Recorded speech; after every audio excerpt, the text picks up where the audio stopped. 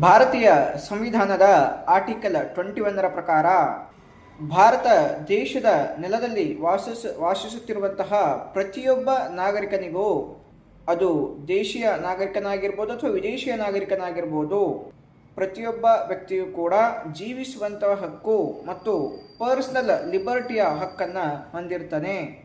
ಇಲ್ಲಿ personal liberty ಅಂತಂದರೆ ಪ್ರತಿಯೊಬ್ಬ ವ್ಯಕ್ತಿಯು ಯಾರ ಒತ್ತಡೆಯೂ ಇಲ್ಲದೆ ಜೀವನ ಮಾಡುವಂಥದ್ದು, ತನಗೆ ಬೇಕಾದಂತಹ ಪರ್ಸನಲ್ ಚಾಯ್ಸಸ್ಗಳನ್ನು ತಾನೇ ಮಾಡಿಕೊಳ್ಳೋದು, ತನ್ನ ದೇಹ, ತನ್ನ ಚಲನವಲನಗಳು, ತನ್ನ ವಿಚಾರಗಳು ಮತ್ತು ಅವನು ಮಾಡುವಂಥ ಆ್ಯಕ್ಷನ್ಗಳು ಇವೆಲ್ಲವುಗಳ ಮೇಲೆ ಆತನ ಕಂಟ್ರೋಲ್ ಇರಬೇಕು. ಹೊರಗಡೆಯಿಂದ ಯಾವುದೇ ರೀತಿಯಲ್ಲಿ ಫೋರ್ಸ್ ಆಗಿರಬಾರ್ದು. ಸೊ ಅದನ್ನು ಪರ್ಸನಲ್ ಲಿಬರ್ಟಿ ಅಂತೇಳಿ ಕರೆಯಲಾಗುತ್ತೆ. ಈ ಪರ್ಸನಲ್ ಲಿಬರ್ಟಿಯಲ್ಲಿ ಉದಾಹರಣೆಗೆ right to privacy, right to dignity, right to travel abroad, ಈ ತರಹದ ಇತ್ಯಾದಿ ಹಕ್ಕುಗಳಿವೆ.